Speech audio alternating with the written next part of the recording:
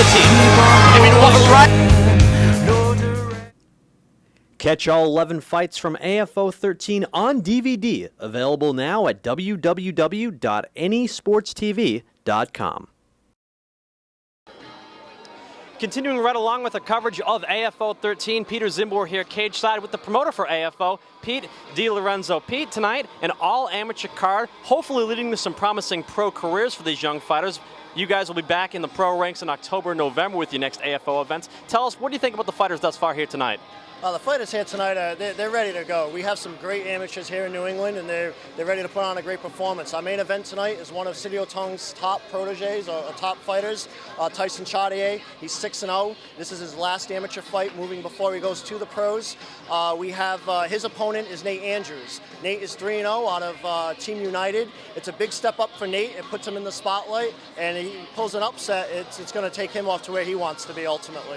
We were talking earlier in the amateur ranks, a loss really doesn't hurt you. You're looking to get experience more than trying to matchmake your way into title contention. I think that's one of the great things about amateur shows. Why did you guys decide to do an all-amateur show as opposed to a pro-am like it seems like other promoters are doing these days to get amateurs experience?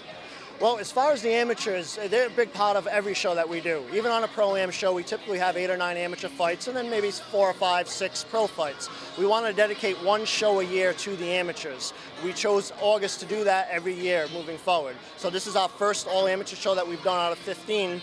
Next August will be an all-amateur show, and it's just kind of our thank you to them and let them spotlight. You don't get to see any main event amateurs in a pro-am show. So this is an opportunity for somebody to really step up and make a name for themselves.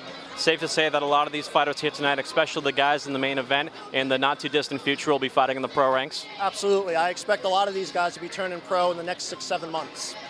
Once again, we're here with Pete Dilorenzo in Mansfield, Massachusetts, AFO 13. This is the second show you guys have run in this building after previously basing Braintree as your home. Yep. How has Mansfield treated you thus far? Mansfield's been great. The first show we had here in June sold out by 8 o'clock at night. We had over 1,400 people total throughout the night. This is our second show here. We're here for 2 more years. We signed a 2.5-year deal here, and this is our home now. And you guys will be back in this building on October 8th and also in November, the night before Thanksgiving. What do you have on tap for those shows yet? Well, October 8th is a big show. We have the return of probably the best pound-for-pound fighter New England's ever produced with Kenny Stone. He's down in Florida, ATT. He's coming back up here. He signed a new contract with the AFO, and this is where he'll be competing. Also on tap in October is the return of BJ Marino. He's been a crowd favorite. Wherever we've gone, he'll be facing Christian Rivera. We have a rematch in our welterweight title between Patty Thunder Kitten Thompson against Timmy Watch Your Back O'Connell. That's one that Patty's been wanting for 6 months. He gets the opportunity to get it. November is our Super Bowl. That was our first anniversary show back in 2008, and this is we have a big goal this year. Last year we fed 657 families through the proceeds of the show. This year we have a goal of 1,000. So that's where we're headed there. We have a huge main event in November. It's a grudge match. We have our lightweight champion, Joey Proctor, who's a top 10 New England fighter. We'll be facing off against Damian Trites, who's also another top 10 fighter. These guys are supposed to fight once before. It didn't happen, so they're gonna lock it up in this cage here.